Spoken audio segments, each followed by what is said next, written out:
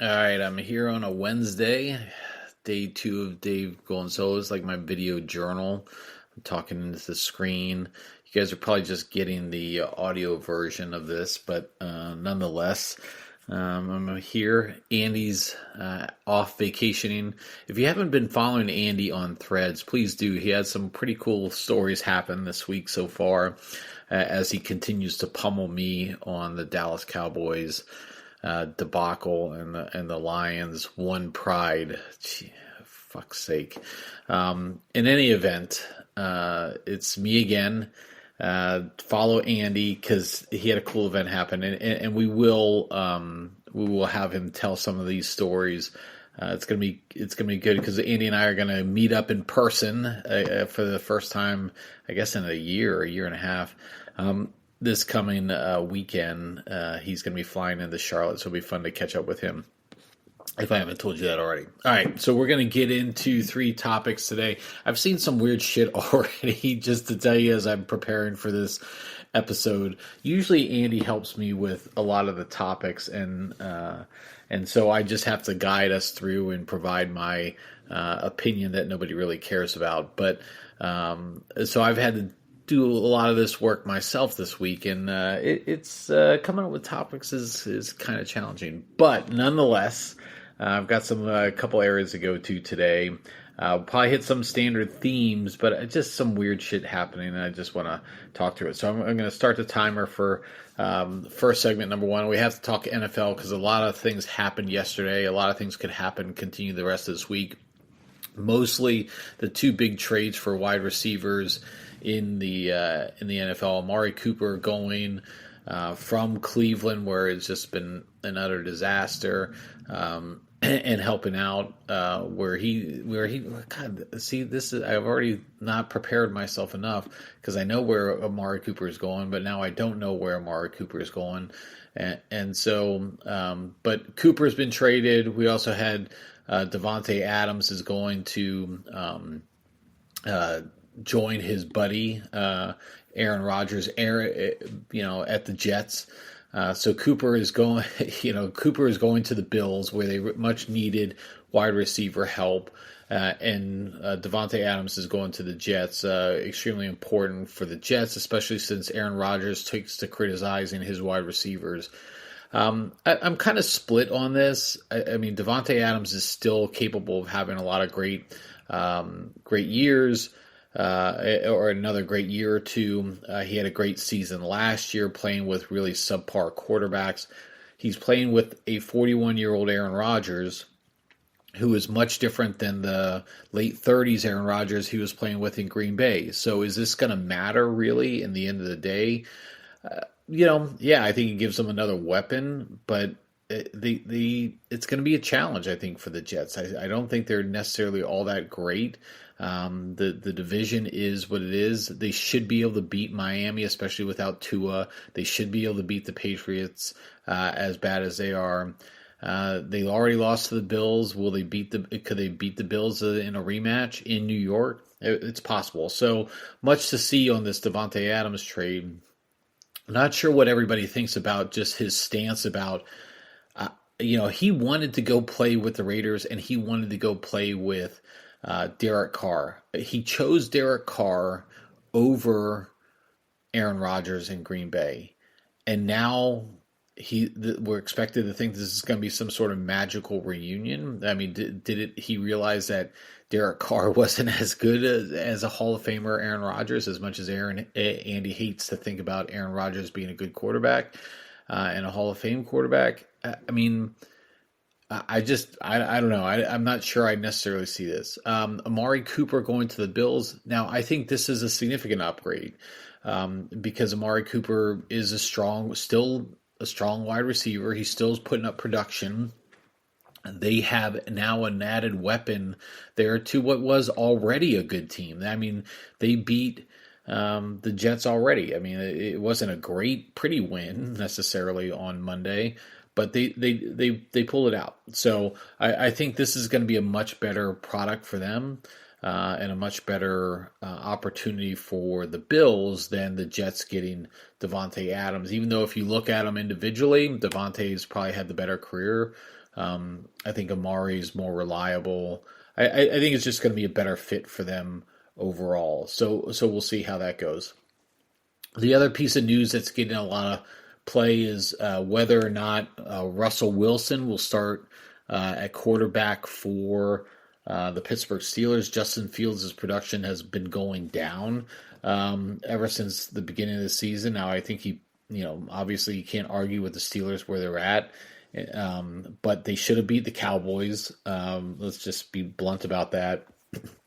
And so that'll be interesting to play out, whether it's this week or next week or later in the season. Russell Wilson will most likely be getting some opportunities there to play. And I'm going to talk a little bit more about this in the next segment. But, Jerry Jones, my beloved owner, took to on his weekly radio show. He had some comments for some of the radio hosts. So that was an interesting thing. But I want to use that to talk about my next comment. Or, I'm sorry, my next segment about owners and play callers being who they are. So, all right. So, but this is normally where we do also our top 5 of the week and our bottom 1. Andy, I cut him some slack. Didn't have to submit anything before coming in, but I'm sure he would have very similar to where I'm at here. I'm going to go Kansas City's number 1. I mean, they had a bye week last week. They just continue to be where they are and need to be where they need to be to get through the season and get to the playoffs and then make that run for a 3rd straight Super Bowl. It is still very hard to believe Patrick Mahomes and that team. I mean, they've won 3 Super Bowls already. And this guy is just amazing, and he's still got a lot of career left to play. So Kansas City stays number 1. Look, I don't think you can argue with Baltimore being number 2. I know the Vikings are 5-0. I think they're going to lose this week against Detroit, but the Vikings are 5-0. But the Ravens are just a complete football team, and they will look back at the end of the year. The loss to Kansas City is one thing, but the loss to the Raiders is going to wind up being costing them. And they were up 10 points in the 4th quarter, and they had the opportunity to really win that game and pull that away, and they let the Raiders, as bad as they are, come back and beat them. And that was a case where Davante Adams was really good in that game with Gardner Minshew. But I have the Ravens number 2. They stopped Jaden Daniels as much as you can stop them. They kept them contained. That Commanders team is a good team. So we'll see how they continue to play out. But the Ravens, just really from top to bottom, everyone will say that their defense is not that strong. Look at who the Ravens have played already this year. And then, they've played probably 4 of the best quarterbacks in the league already, and their schedule is going to get a lot better moving forward. So I have the Ravens number 2. I will give. I'm still not going to put Minnesota here. I got to give the Detroit Lions number 3. It's going to stay where it was last week. They thoroughly dominated. Compare the two teams, the Lions versus the Eagles. They both came out of a bye week last week, and the Lions thoroughly dominated the Cowboys. I mean, put it without question. And then you had the Eagles come out and lay an egg against. The Eagles come out, lay an egg against Cleveland. They should have done the same thing the Cowboys did. Just tells you the state of those two franchises and the coaching staffs, and I just have a lot of respect. Andy, plug yours. I have a lot of respect for what the Lions are doing. All right, so that's my top 3.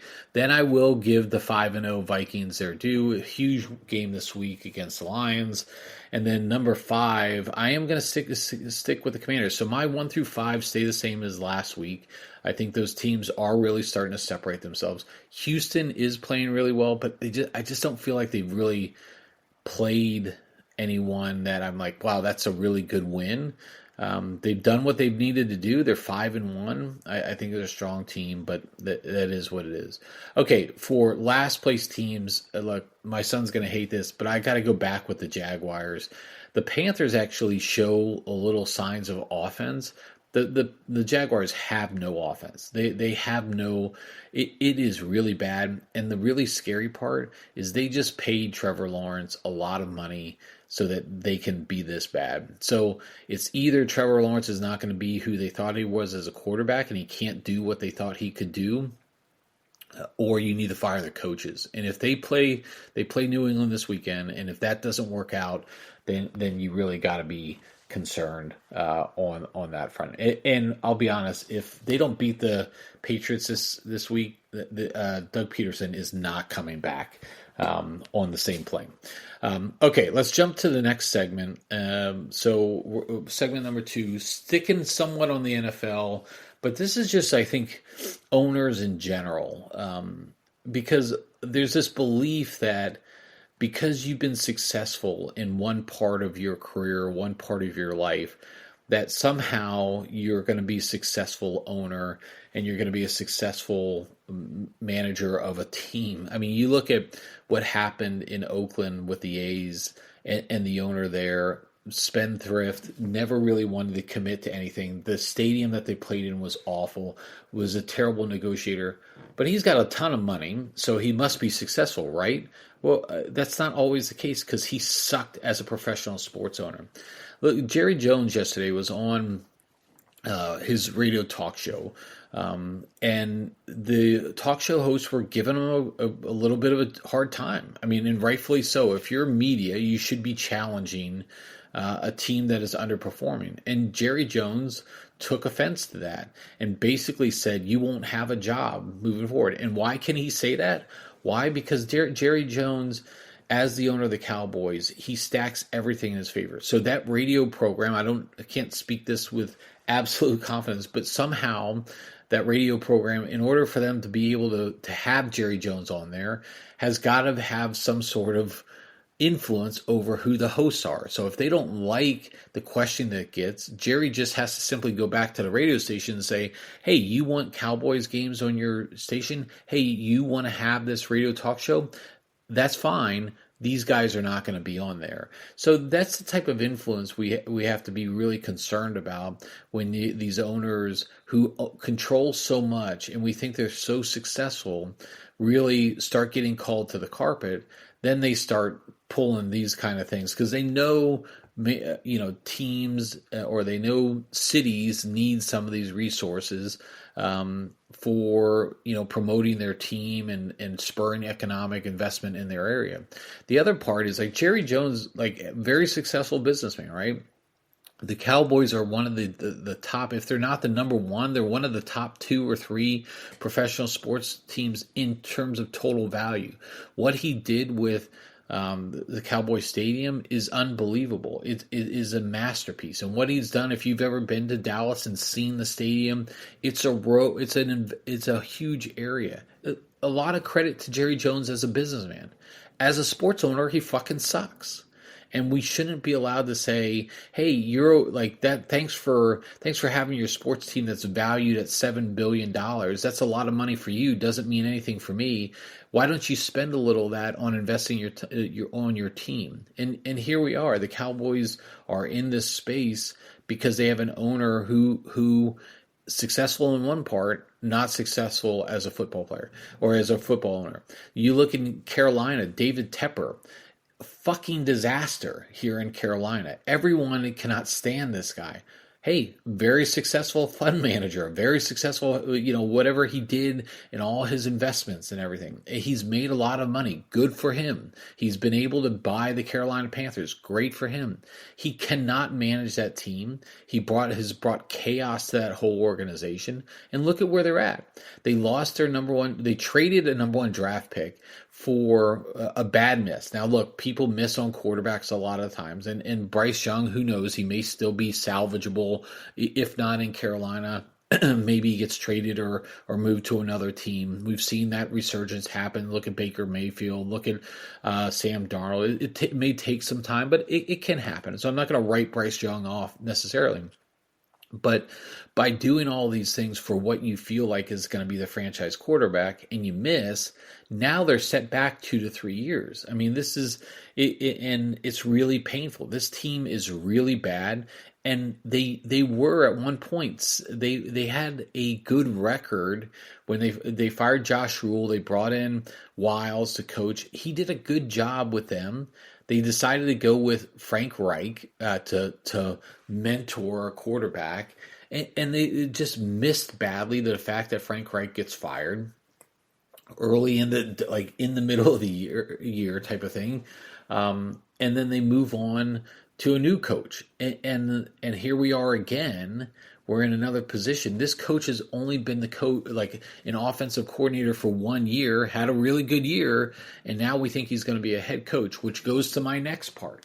Like, there are people that are successful in one role, but they just aren't capable of being a head coach. I listened to another podcast, the GM Shuffle with Mike Lombardi, and he talks about this all the time.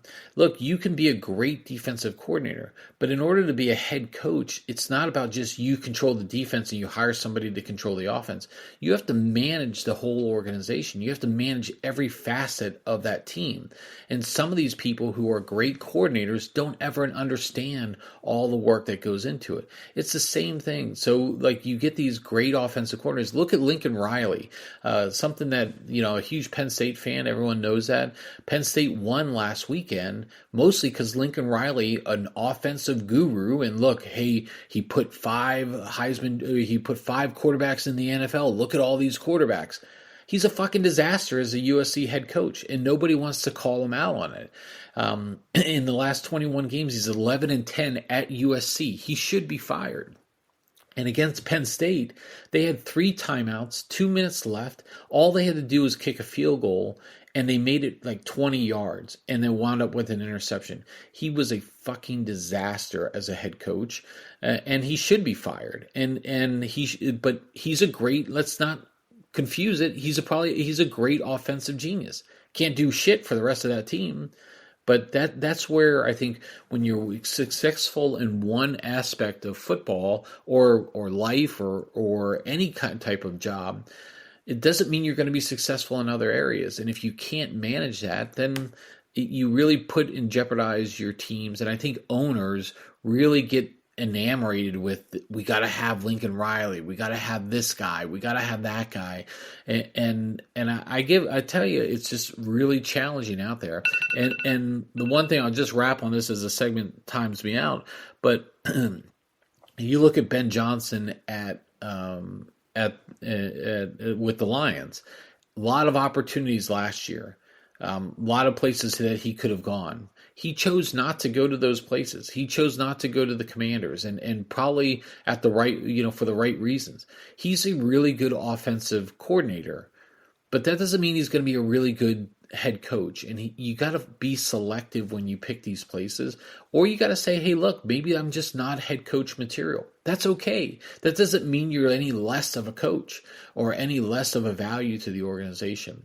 And so anyways, it's just a long rant on owners and coaches. And it just drives me crazy when I see, like, we should automatically assume these people, because they're successful, are going to make your team better and all these things. So it is, proof is in the pudding. As an owner, you have a responsibility to making those right decisions, or at least ceding control to the right people to make those decisions, and just get the fuck out of the way. Jerry Jones, like, you're 83 years old. We laughed at Biden. We laughed at Trump. We still laugh at both of them because of all the shit that they do as older individuals. You're 83.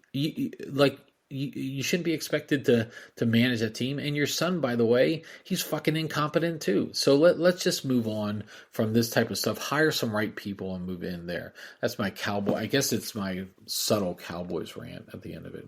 All right, last segment here, everyone. Talking a little just weirdness. Look, we're 30 days away from it's even less than that, from the election, and things are getting really tight. We know this election is going to be really tight. We know there's going to be a lot of back and forth these last couple of weeks. We see panic in the Harris campaign. We see panic in the Trump campaign. We see Donald Trump fucking dancing at a town hall event. I love these staged town halls that are actually campaign rallies, but they make it seem like, they've got somebody on there and it's like, let me ask you about this. Let me ask you about that. It's just such a, it's a classic campaign gimmick, good on Trump, glad that he can do those type of things. But he had this weird dancing. It was almost like a dance party at the end, and watching an old man dance. Look, I got to tell you, we had our wedding a couple weeks ago. My son got married. I'm out there on the dance floor, probably drank a little bit more. Hot to Go comes on, so I'm doing the HOTTOGO, dance. It's all fun. I look nothing like Donald Trump because it was just what a disaster. But everyone's like, "Oh, look at Trump." It reminds me of if you ever seen the movie Four Christmases with Reese Witherspoon and Vince Vaughn. There's a great scene when they're at a church and they have the pageant, the Christmas pageant up there. It's great, high comedy. If you haven't seen Four Christmases, please go out and see it. The first 3/4 of the movie are great. The last part is a little weird, but it's classic. It's definitely a Christmas movie viewing pleasure. But with that, there's a scene where they're in this church and everyone is just fawning over Vince Vaughn on this stuff. It just made like the reactions there is like what I imagine a Trump crowd to be like. So you had that going on at the Trump campaign. So Trump is dancing out there. You also saw like in some of these Senate races are getting kind of interesting as well.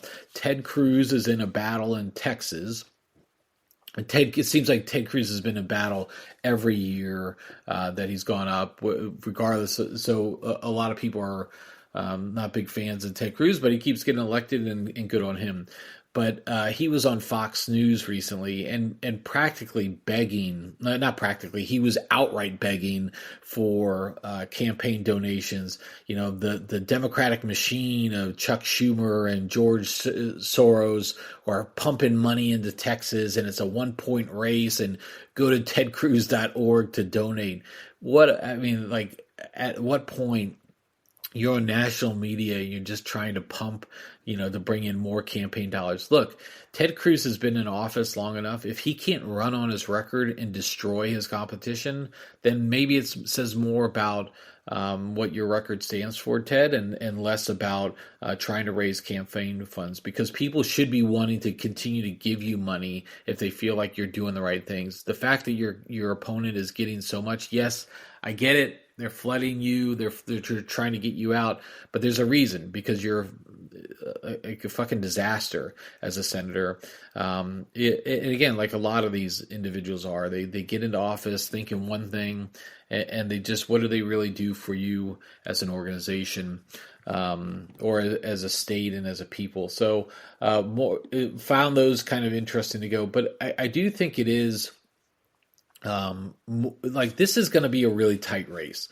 I mean, as much as everyone says, "Oh, Kamala Harris has got all this, all of the momentum and has all this energy," there's still just a lot of people who are unsure. They're not sure what her policies really mean. They're not sure of what she's really going to do in office that they haven't seen in the 4 years with Biden already.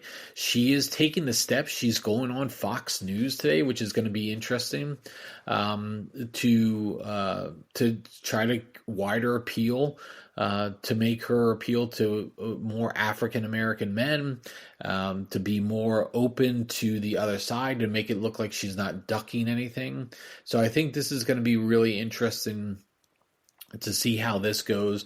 You're starting to see a lot of reporting now around people doing early voting. Georgia was doing early voting. You've seen some scenes out of Florida where they're doing early voting. It always cracks me up, the golf cart communities, driving their golf carts to the polling stations. It's fun. But we did see in Georgia, for example, they did shatter some of the early election voting already. So look, those are people who are already pot committed. They've already decided. So they had a record number of early votes in Georgia yesterday. It's a key. That's one of the key states, right? So what does that mean? Does that mean they're all for Trump, or they're all for Harris, or is it split in between? But over 300,000 votes, that's pretty impressive.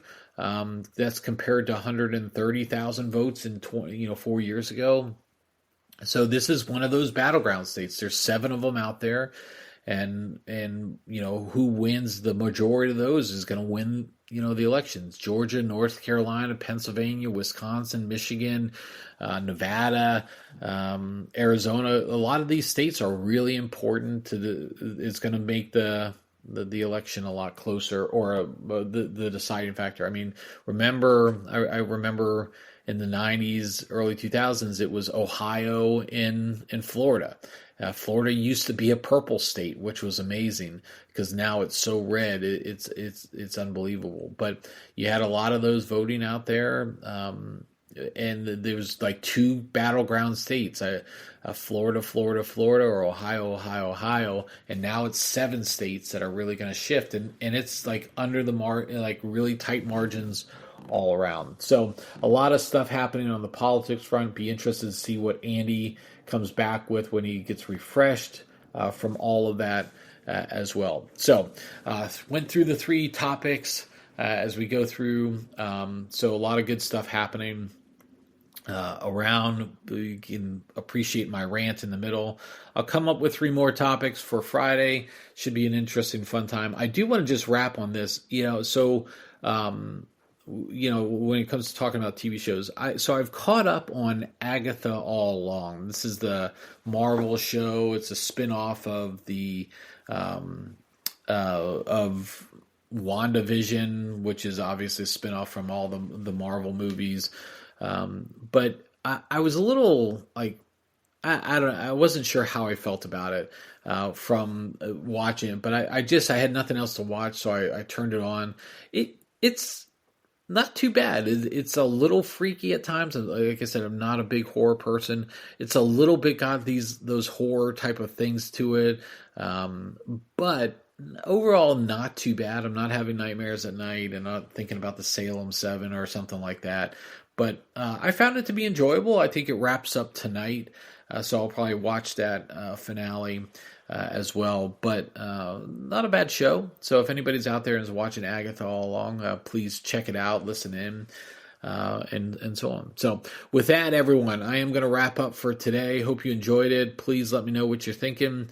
But I appreciate the follows. And Andy, if you're out there listening, make sure you apply that suntan. Make sure you don't, make sure you're drinking enough water out there in between your daiquiris or your margaritas or whatever you're drinking on the beach. So with that, everyone, I will catch up with you next time.